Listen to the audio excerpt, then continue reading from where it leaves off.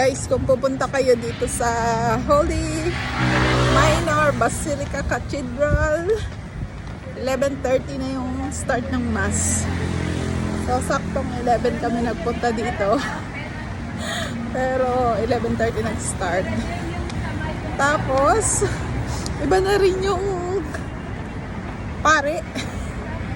So, hindi ko alam kung nag-iba-iba pa talaga o siya na talaga yung mag-lead ng Mass din.